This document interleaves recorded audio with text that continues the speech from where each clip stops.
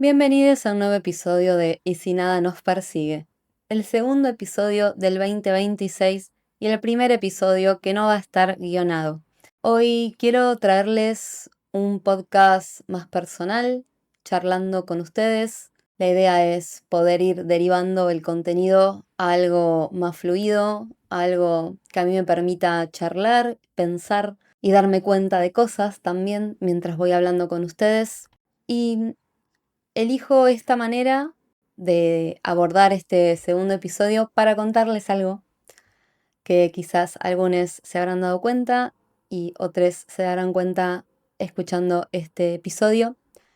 Y eso que quiero contarles es que mi proyecto y mi Instagram y mi página web y todo lo que tiene que ver con mi trabajo ya no se llama Kasakure, sino que se llama Swami París, que es mi nombre. Este es un cambio que viene sucediendo ya hace un tiempo, podría decir que hace un mes. Fui cambiando de a poquito algunas cosas. Lo más fuerte de cambiar era el nombre de Instagram, el nombre de usuario, y no lo podía hacer porque como estaba pagando la insignia de Meta Verified, no me dejaba cambiar el nombre de usuario, así que tuve que esperar todo un mes hasta el 14 de enero para poder cambiarlo. Por eso sale hoy este episodio. Y quiero contarles un poco por qué mi marca vuelve a cambiar de nombre, porque yo ya hice un rebranding al principio del año pasado. Hay como una cuestión ahí, un patrón repetitivo de cambio y de mutación que me representa bastante. Me considero una persona muy mutable, pero no es algo sencillo, no es algo que no requiera una meditación, una contemplación, un laburo muy grande detrás de escena que les quiero compartir. Esta va a ser la quinta vez que yo cambio de nombre, que cambio de marca personal, si se quiere. Primero, cuando arranqué a laburar autogestivamente, me llamaba Malaquita Terapia. Después me llamé Semilla Terapia. Después me llamé AstroSwam, que muchos de ustedes me empezaron a conocer ahí. Después me llamé Kasakure, todo el 2025. Y ahora elijo el nombre Swami París. Esos cambios hablan de un recorrido, hablan de una búsqueda identitaria que tiene todo que ver con el trabajo que yo hago, con el servicio que ofrezco. Si bien no me daba cuenta al principio, ahora con el pasar del tiempo y con estos cambios ya efectuados, se me hace más evidente que se estaba jugando lo identitario todo el tiempo. Y creo que en general se nos juega lo identitario cuando somos personas emprendedoras, cuando generamos contenido, cuando ponemos la cara, cuando estamos transmitiéndole al mundo algo que sabemos o algo que queremos compartir. Y con los nombres anteriores nunca sentí que yo me estaba escondiendo ni nada por el estilo.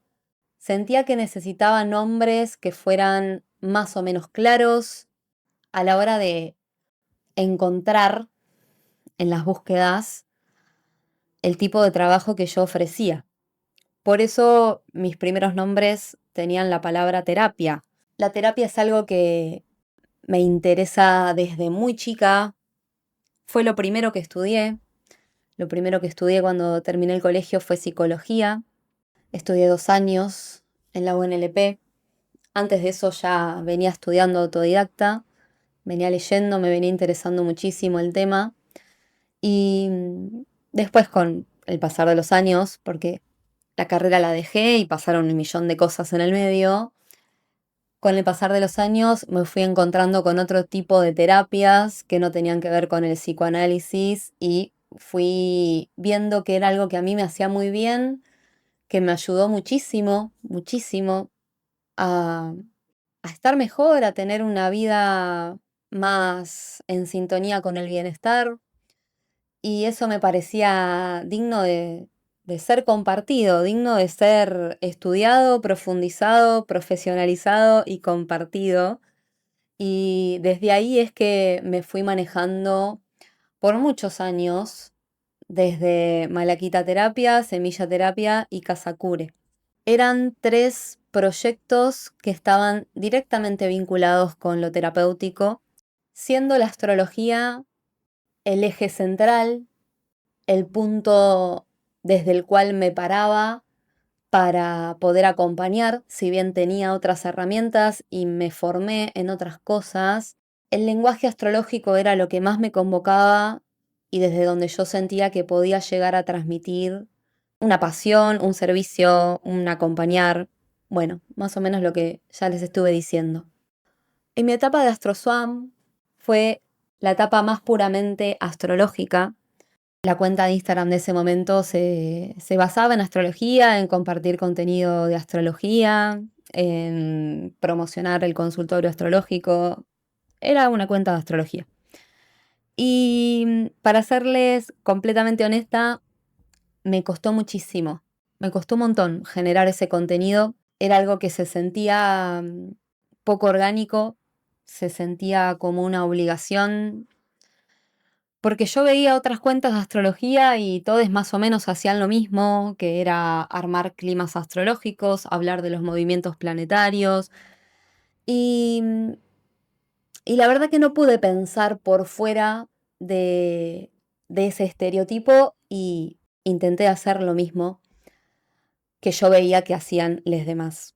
Eso me llevó a tener un vínculo muy complejo con, sobre todo con mi Instagram y con la forma en la cual yo me expresaba ahí y las cosas que contaba y que decía. Esto lo he hablado mucho con personas allegadas y me costó un montón también empezar a despegarme de ese tipo de contenido porque realmente sentía que era lo que se esperaba de mí y lo que se espera de un astrólogo o de una astróloga. Yo tenía una pasión muy grande por compartir un conocimiento y por hacerle llegar este lenguaje que para mí es maravilloso, pero creo que no pude hacerlo de una manera que se sintiera realmente satisfactoria para mí. Y a la vez estoy muy contenta y muy orgullosa de todo lo que hice y de todo lo que generé y de haber llegado a donde llegué y las devoluciones de ustedes siempre fueron hermosas y estoy súper agradecida, pero como les digo, no dejaba de ser un peso para mí tener que generar ese tipo de contenido y realmente traté de buscar otras maneras y no las encontré. Quizás porque no era por ahí que yo tenía que ir o no en ese momento.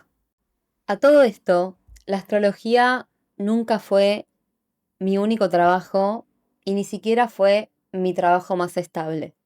Mientras yo mantenía un Instagram de astrología y generaba contenido de astrología, a la par yo coordinaba clínicas de obra y talleres literarios, que es mi primera pasión en la vida. La escritura, sobre todo la poesía, fue el primer lenguaje del cual yo me enamoré siendo muy chica. Estoy hablando desde mis 6 años. Y, y es en lo primero que empecé a profesionalizarme cuando tenía 17, más o menos. Después de intentar estudiar psicología y que no me gustara, lo que hice fue estudiar letras.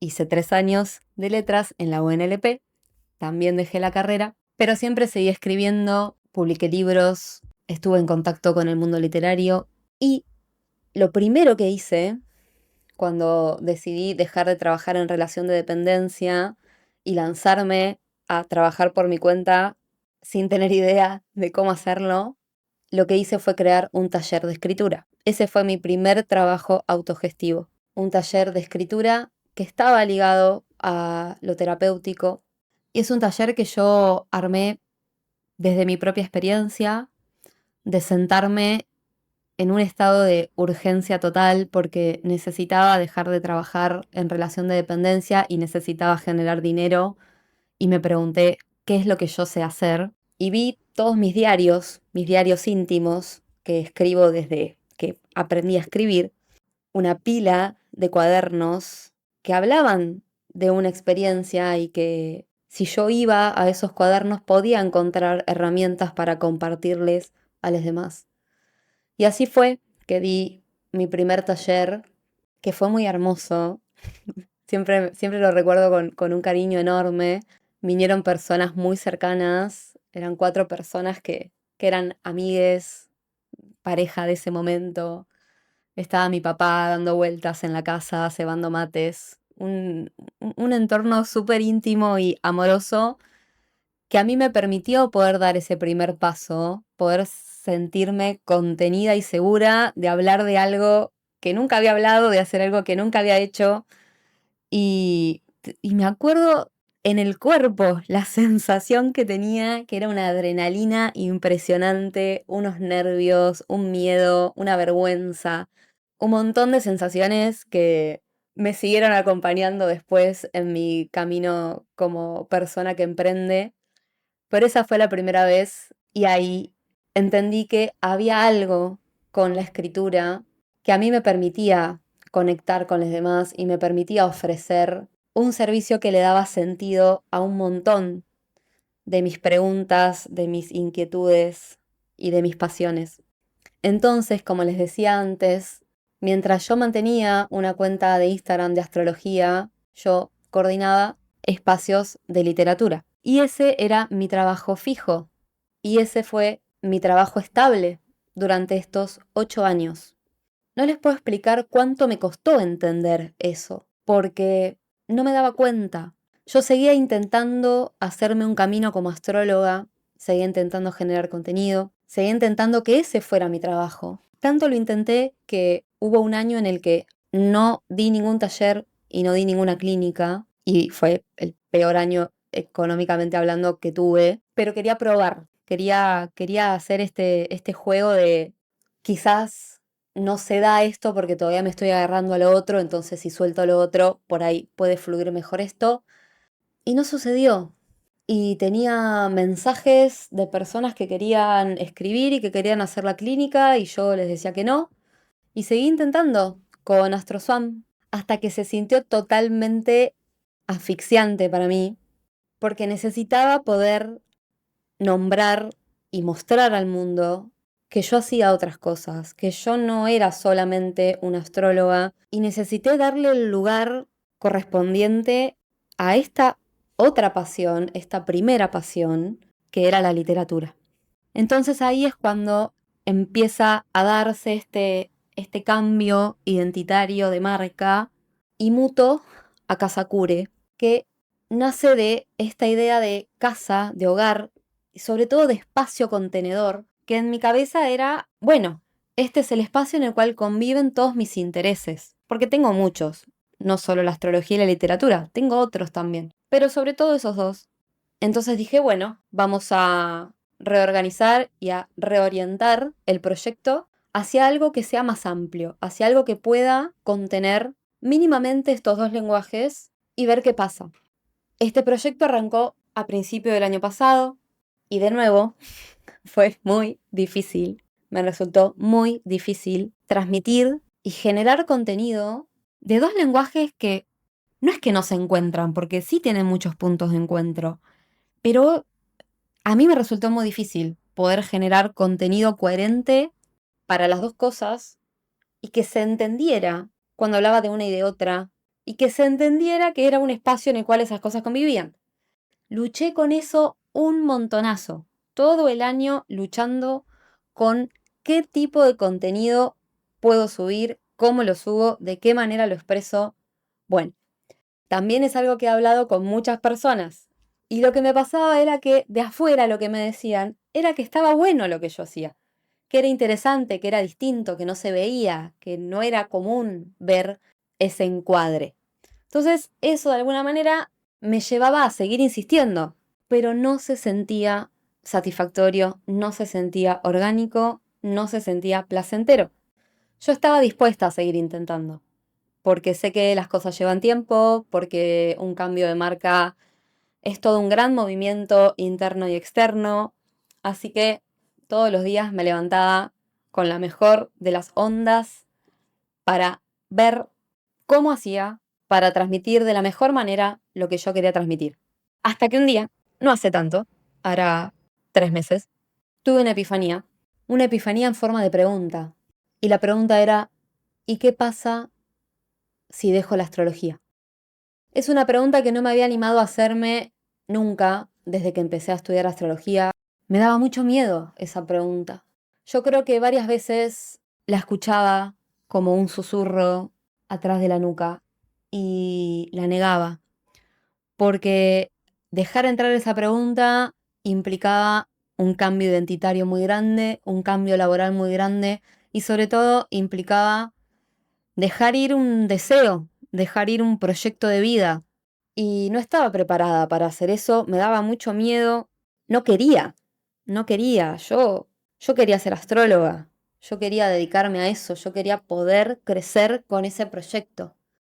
Y lamentablemente las formas de medir el crecimiento en esta época está muy ligada a las métricas de las redes sociales y yo caigo mucho en esas comparativas y en esas estadísticas, pero también una forma de medir, si se quiere, el éxito es a través de la rentabilidad que está teniendo. Y yo no sentía que pudiera crecer desde donde estaba porque no podía generar el contenido necesario para crecer. No se dan una idea las veces que yo me senté a pensar cómo puedo yo hablar de esto por fuera de Instagram. ¿De qué manera? ¿Cómo lo hago? Y como les decía, no pude encontrar la forma. Entonces cuando hace unos meses llegó esa pregunta, la verdad que yo ya estaba mucho más disponible para dejarla entrar y que se apoderara de mí por completo y que desde ese mismo momento yo tomara la decisión de dejar ir Kazakure y de dejar ir la astrología y dedicarme de lleno a la literatura, que es algo que nunca hice. Es la primera vez que voy a intentar dedicarme únicamente a la literatura y en cuanto yo tomé esa decisión, el alivio que yo sentí, la catarata de ideas que me vino a la cabeza para generar contenido, la fluidez que yo siento a la hora de hablar de esto, de grabarme y de decir lo que yo sé, de decir lo que yo vengo haciendo como mi trabajo hace 8 años.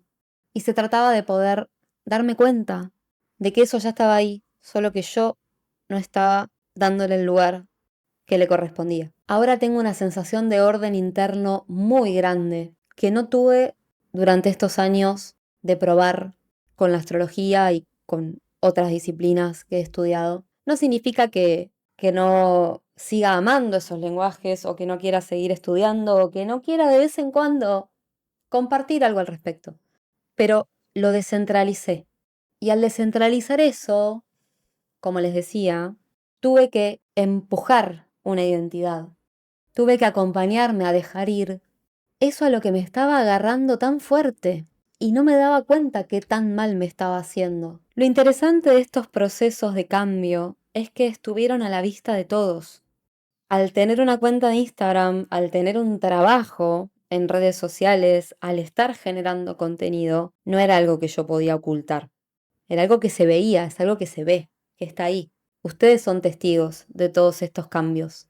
Y sí me costó mucho más el cambio de Kazakure, o sea, dejar de ser AstroSwam y pasar a ser Kazakure. Le di mucho más espacio, lo comuniqué en los posteos, venía avisando de antemano que algo estaba pasando. Bueno, fue como un gran evento y estuvo bien que sea así. Y creo que necesitaba que fuera de esa manera para ir aliviando ese miedo de qué va a pasar, qué va a pasar ahora con toda la gente que me sigue porque yo hago astrología, qué van a pensar, se van a quedar, se van a ir, qué va a pasar con el algoritmo de Instagram, qué van a pensar ustedes de mí, que me están viendo cambiar de identidad. Y ahora con este nuevo cambio de pasar a ser Swami París, se siente distinto. Lo que sucedió fue que simplemente lo fui haciendo. No necesité comunicarlo de antemano, dar explicaciones. Y no sé si tendrá que ver con que es asumir una identidad que se siente muchísimo más coherente, porque es mi nombre, porque es mi trabajo, porque es lo que mejor sé hacer, o porque yo ya estoy más allá de mí misma. Porque ni siquiera es con ustedes o con quienes siguen mi Instagram, sino que es con mi propia voz interna que me dice, pero ¿cómo vas a cambiar otra vez? ¿Pero qué estás haciendo? ¿Pero no ves que esto es ir en contra de todas las teorías del marketing? Y menos mal que no le hago caso a esa voz, porque esa voz es la voz del miedo, es la voz que intenta que me quede en el lugar conocido, porque en efecto esa voz me quiere proteger de una manera bastante tiránica. Pero menos mal que no le hago caso, porque me perdería de encontrarme con nuevas versiones de mí misma, que es algo de lo que siempre estuve muy orgullosa y que cuando empecé a tener una marca personal, se me fue haciendo cada vez más difícil fluir con esa mutabilidad. Ya no era tan sencillo, porque antes yo cambiaba en la privacidad de mi cuarto y ahora lo ven. Tampoco es que me ve tanta gente, pero es una cantidad de gente importante.